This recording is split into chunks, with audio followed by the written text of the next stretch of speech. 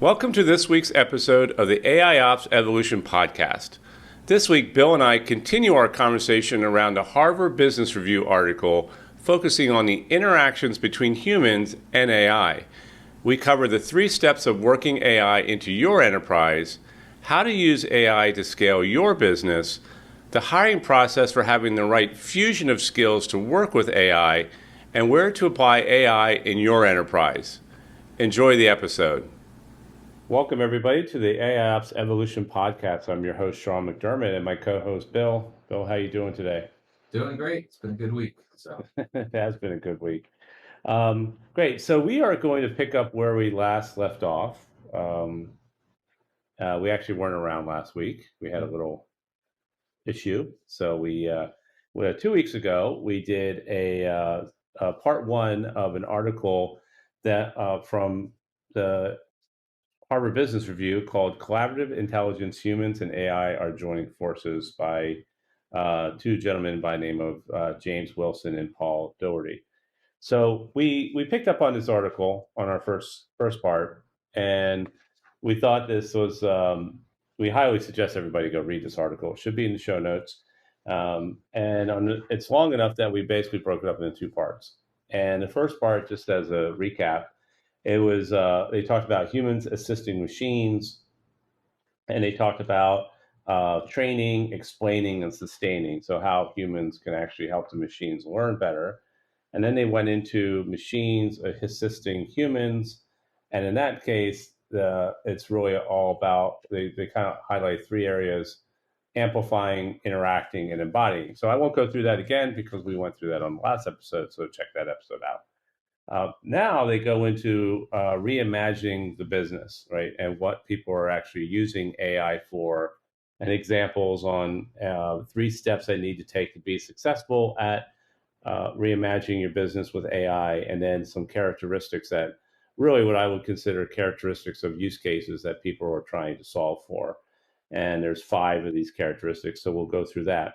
So why don't you, Bill, take over kind of the 3 steps of reimagining your business? Yeah, sure. So, before I do that first part, it's kind of 101 of kind of how it applies to business. Different ways you can use AI and humans can work together. But yeah, what it still leaves is how, where you actually should apply it. And so they describe a 3-step process. The first one is, just to discover and describe an operational area that can be improved. And so it's like, with a lot of things in AI ops, there's a lot of times you look at technology and that's great, but you don't try to take technology and go find problems that the technology could solve. You really have to look at your business first and foremost and say, where can we improve? Where should we be improved? What's a problem that we're having? And then secondly, as we get into the characteristics, does it fit some of the characteristics where AI can help? And so one of the things, is interesting in that discovery process, though, as you start getting into the AI and start using it, I think it's going to start to uncover other problems. And they use an example in the article about Donald Rumsfeld used to say there's known knowns, known unknowns, and unknown unknowns. And, a lot of times AI is going to reveal problems and areas to improve that you don't even know exist. But that's once you get it started, once you're actually using AI.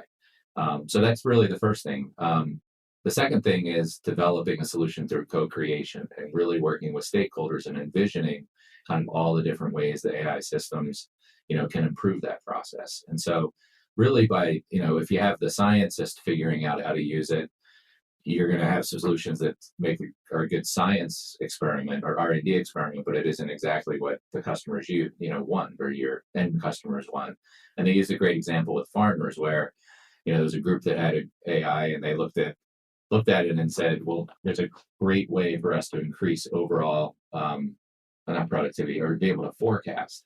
Whereas the farmers looked at that and said, that's not as useful as real-time recommendations. We actually need to know how to be productive. What should I be doing today or this week, and adding to the soil to increase productivity versus maybe forecasting overall crop yields. And so they totally shifted the business, the definition of the problem. And then really the third step is scaling and sustaining the proposed solution.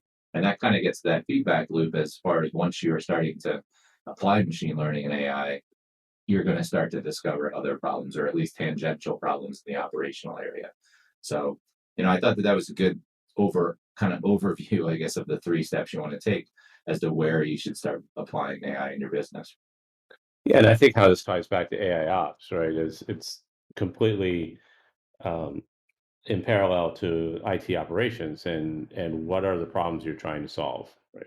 And so if you take that first step of discover and describe, where are you trying to make improvements? Are you trying to make improvements on service availability? Trying to make improvements on delivery of service? There's all kinds of different metrics that you can be looking at, and we've talked about this a lot in the past. That it's very key in the beginning of an AI ops or in the machine learning type deployment that you understand the problem and you understand how to measure the problem, and so that you can actually see measurable improvement through that. So uh, and and the other part is really, the second step I thought was great was the ability to, co-create. And I think that's really a key, is that these AI solutions require people who understand the processes. And we've talked about this in the past too, when we talked about staffing and the changes. And we'll actually kind of readdress staffing towards the end of this podcast. But we've talked about that you're going to see jobs coming out over the next few years related to AI and machine learning that don't exist today. And how do business owners, stakeholders and people who understand the context of the business work with engineers who are building these models and these algorithms. So they're going to have to work hand in hand. Interesting enough is that there's been some research going on out there about how to make deployment of AI easier, so that you could really put it in the hands of business analysts who understand the context of the business and deploy AI ops solutions. So that's kind of like a no code AI, right? We'll see how that comes along in the years, but right now it's very heavy emphasis on people being able to work together with the AI technology and the engineers that are deploying it. So, anything else you want to add to that? Yeah, I think that that point, like you said, engaging with the stakeholders is just it is incumbent upon the line of business owner or the CIO, CTO to say, here's operational areas we need to improve. We're having too many security issues. We're having too many outages. We're releasing bad code and creating issues in our change management, or we're not going fast enough. But you can't just apply the AI and apply your solution without getting engaged in all of the different key stakeholders who are involved in that process, and they're gonna to expose and be able to share and kind of uncover what's really needed throughout that whole process. So top down, kind of giving the direction, but the solving needs to be completely all in with the stakeholders. Yeah, agreed. So we'll move on to the second kind of part of this section. That was really the 5 characteristics of why you might want to do this. And uh, I think that these are very, when you're sitting down as like a VP of operations or an IT leader, trying to say, okay, what are we really achieving here? What is the generalized outcome that we're looking for? They describe it in these 5 areas. And the first one, and we'll go into each one of these, but the first one being flexibility, second one being speed, the third one being scale, fourth one being decision making, and the last one being personalization.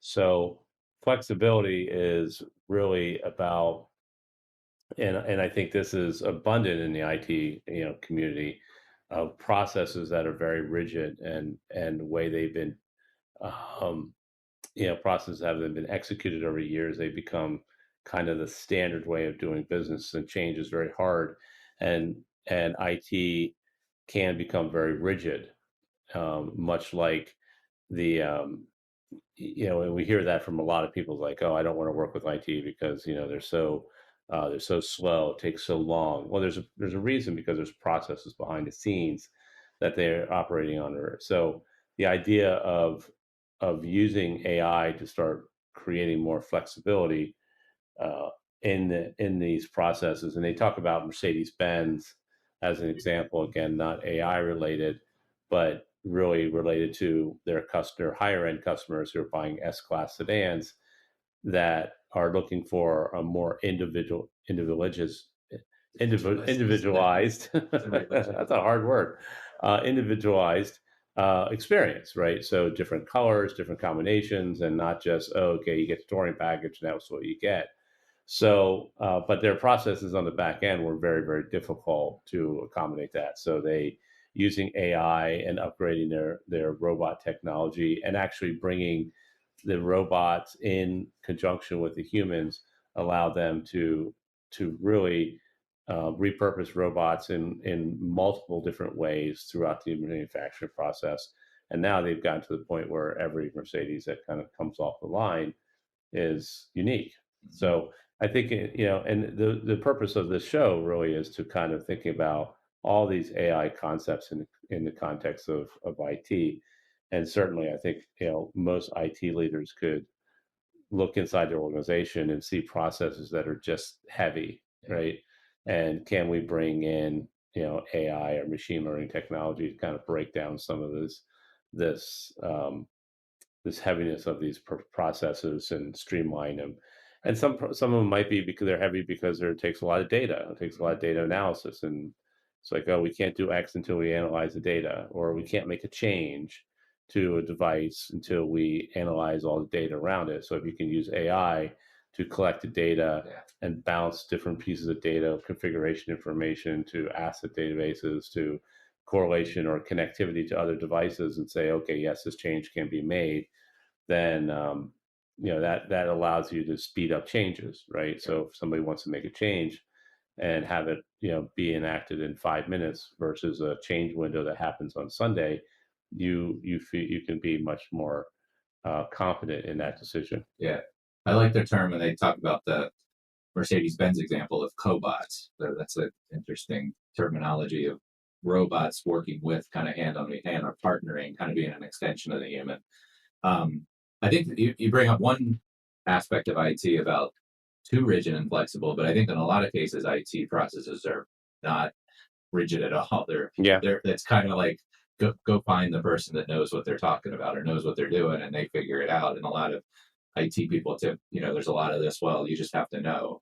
And I think there was a quote somebody said 20 years ago about Unix man pages, and someone said, "Well, how do you do that? Look up the man page." And somebody else, the experts, like, man pages, you either know or you don't know. And it's like, because there's so much knowledge and intelligence in individuals, there is no process. It's just they go figure it out. And I think bringing in, there needs to be, it's almost the opposite of flexibility. You got to get that right part where you sort of do put some more rigidity in the process, but flexibility within it. And I think the kind of human and AI robot sort of working together forces some process while giving a lot of flexibility in the decisions that need to be made. Yeah. The second one they talk about is speed, right? So, I mean, that's obviously speed of service, speed of delivery. And I think in the IT world, the example they give here is fraud detection by several banks and, like HSBC being able to use AI to detect fraud, instantaneously at a much higher rate because you don't want to detect a fraud. You don't want to miss a fraud and then get liable for the charge, or you don't want it to have a misdetection of a fraud item so that the customer doesn't, their transaction doesn't go through, which tends to be the thing with me. I tend to get a lot of notices like, "Did you do this?" and I don't get the text message till like an hour later and find out the transaction never went through. So my bank needs a little more as AI, but then they gave some statistics about fraud detection going down by 50%, decreased false positives at about 60%. So again, in the context of IT, right? I mean, we're always trying to deliver on speed, right? And speed of resolution of issues and speed of delivery of services. And how fast can I get something out? How fast can I get a new cloud instance up and running, configured and run and out the door, or accessible to the development team? Or how fast can I scale our backend infrastructure when traffic starts spiking if we're doing something online, or made some key announcement, or if something happens, you have an outage, how fast can you get it resolved, right? And that's always one of the bigger ones, right? How do we get something meantime restoration is like one of the top metrics in operations, like the worlds revolve around MTTR. Yeah, I think that speed sort of highlights that AI doesn't need to be perfect, right? And like you said, it's about getting to a good answer without necessarily getting to the perfect answer or better answer, but making it happen fast. And I think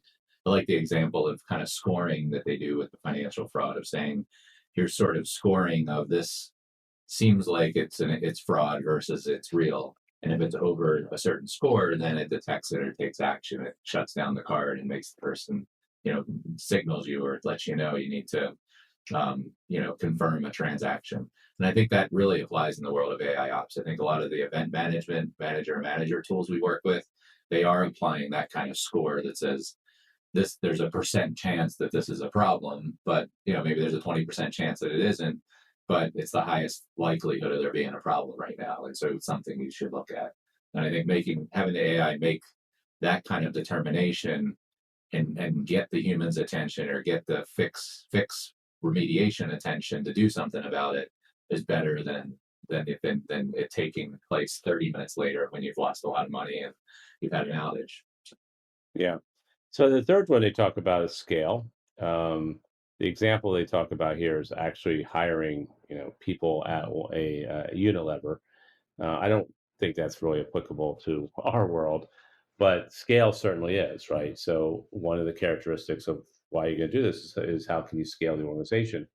And that certainly is top of mind for IT leaders. Like, how do you scale your infrastructure? How do you scale new applications and new services um, and new requirements on bandwidth and connectivity and applications and databases, and really a scale of data, right? When you're talking about, everything we're talking about is we're becoming a data world, right? And how do you scale collection of data, organization of data, and actually then being able to analyze the data for business metrics. So I think scale is a really interesting use case in the IT space, just because the IT infrastructure is constantly changing. It's evolving very, very rapidly. Where we're at today versus where we were 10 years ago or light years away. Murphy's law is in play very much in the IT space. Yep. And so, as an IT leader, you need to be thinking about how are you going to scale and how you're going to manage your operations as you scale. So looking at AI and machine learning should be a key area around scale. Yeah. Yeah, I don't have much to add on that. But I guess like the next one that move us on to is decision making. And I think they use the example of digital twins. I think we talked about Mm-hmm. digital twins in the production and manufacturing and logistics, supply chain examples of how we're seeing that. I think Microsoft and Google and others are investing quite a bit. And they use the example of GE as an application they call Predix. Um, this has huge relevance to IT when we hear about shift left. A lot of the big vendors, a lot of different organizations in the world of SRE, DevOps, it's about taking all of this performance data, logs, and information you have about in your production environment and shifting that same into pre-production so that you can put in place quality gates, tests to detect problems before they go into production and make better decisions that are taking place in the pre-production environment, which is really your digital twin of production before it starts impacting production. And that's really where a lot of machine learning algorithms, AI, should be applied and should be learned, and then it can be operationalized and kind of scale in production. And so, I really see that applying largely to IT because of that sort of shift left and kind of the whole outcomes and work that SRE teams are doing in IT. Yeah, I think this is when you really get down to it. Most of the primary use cases of AI ops right now really are in the monitoring world, right? Observability monitoring and pre-automate. They say automation, but I would almost call it pre-automation or light automation, because I view automation on a kind of a broader perspective than what typical AI ops platforms are doing right now. But that being said, the it's really all about decision making, right? And how do you use this data to look at trends, look at bottlenecks, do understand patterns, understand where your vulnerabilities might be. Huge play here in cybersecurity, and cyber ops and SecOps, where you're looking at, back to speed, right? I mean, speed is a massive differentiator when you're having some type of attack, right? Mhm. And it's interesting. I was reading something the other day about the Olympics, and they're I think 2012 they got 212 million attacks on Mhm. um, the infrastructure, the Olympics websites and ordering systems, things like that. It doubled in Tokyo, and they're expecting more this year. So, I mean, when you're talking about massive amounts of speed and being able to analyze so much data to understand, okay, how can we make decisions faster, and not only instantaneous decisions on how do we okay, I've done the prescription. It's Uh-huh. the AI systems recommending I do, these three things with a higher probability of this. It's making I can make a decision to do that faster. But it's also key to IT leaders who are looking at trends and where things are going and service availability at a more macro perspective to their stakeholders. So ultimately, I think a lot of this leads into the decision making. So I mean, the key here is that these use cases may hit on all five of these Yeah. areas and not just one, Yeah. right? So when you look at it and say, okay, and this might be a really good way of looking at the use case, and if you're trying to talk to your management about investing in AI ops or doing, starting to put initiative around AI ops, really looking at these five areas. We haven't gotten to the fifth yet, Yeah. but looking at these five areas of, okay, where do we see the advantages around all five of these areas? Because it's not just one. Yeah. But that brings us to the last one. The last one is personalization, and the example they say here is Carnival Corporation using this thing called a medallion, ocean medallion. You wear it around your neck, and then they can track you all over the place. It's kind of like the Disney Magic Band. Yeah. From Orlando, I have many Magic Bands, and um, so uh, a little bit of creepiness to that, but also super convenient because it's your room key. You can scan it at the restaurants and things like that. But really, ultimately, kind of using AI to personalize. And I think you will see this in the IT world when you've got stakeholders. So anywhere you have a customer, you have the ability to personalize their experience. And if you think about it from that perspective of, hey, I've got, I'm the CISO, and or I'm this IT leader, and I've got 10,000 employees in our company. How can I make this better? How can I make the IT experience better for them when they have a problem or they have a question, Mhm. or they have an issue of hey, I can't get to my password, easiest one, or I tried to log in, my multi-factor authentication is not working, or I need to reset the password on my SSO system, which is a little bit more convoluted because you got multi-factor authentication on that. So, most people in organizations are not IT people, right? Yeah. Very few of them are. So trying to understand how to make the experience better for them is really key. Yeah. The other example I give that when I sold my last company to a very large software company, we used to book all our travel through Expedia, I can't, something like that, or Travelocity. And then we went into the new company and we started working with their travel system, which was all backed by American Express, and it was just awful. Yeah. And I complained. I mean, I didn't complain about much, but I complained about this because I travel so much. And I was just like, this is such a bad experience for Right. employees who travel. And not only that, we weren't even get the lowest fares. I'd go on to Expedia and find the same flight for cheaper.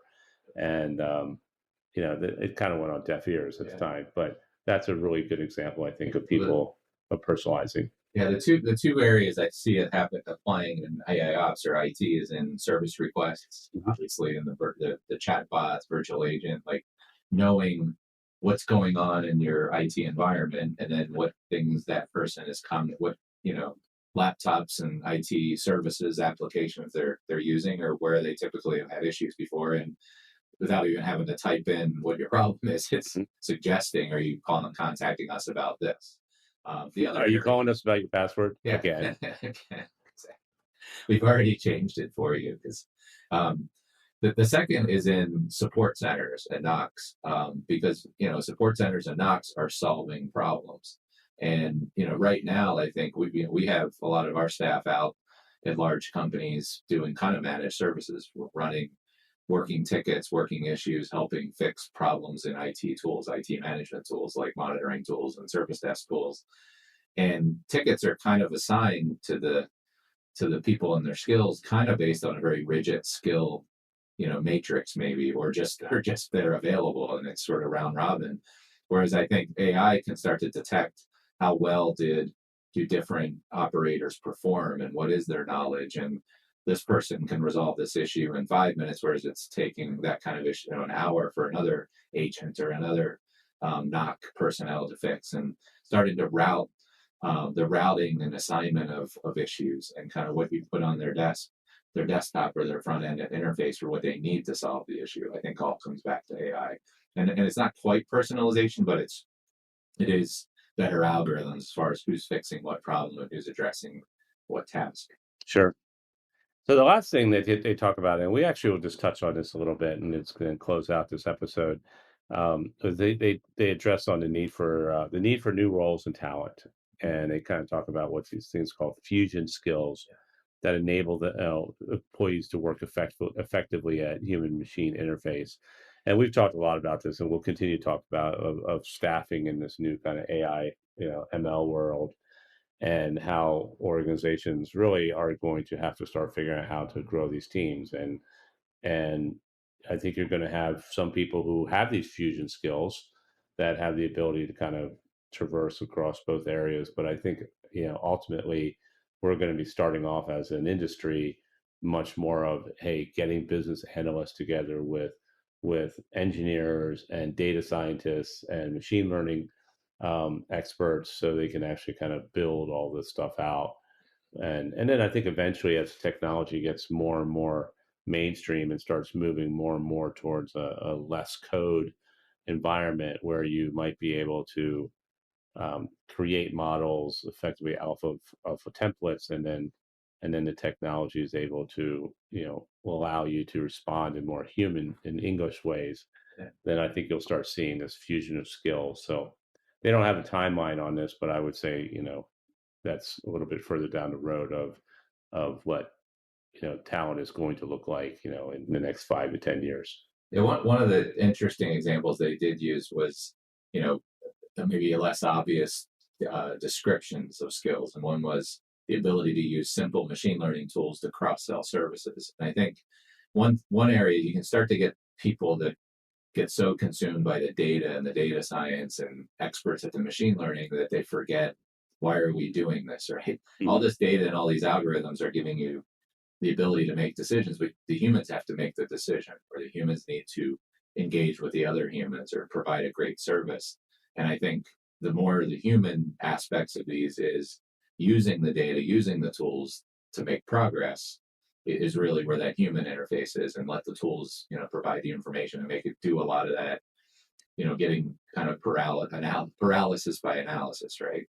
Yeah, I think you're starting to see, one area that I think there's a fair amount of AI going into right now is marketing. Yeah. And we actually use some marketing tools that allow uh, us to customize the experience. So we have these things called learning labs that are available on our website. So anybody can go there and they can download a piece of content. So, if you're listening to this podcast, go to windward.com/learning lab. And on there, you can actually see a lot of the content we're doing around AIOps, and some free things like AIOps investment studies.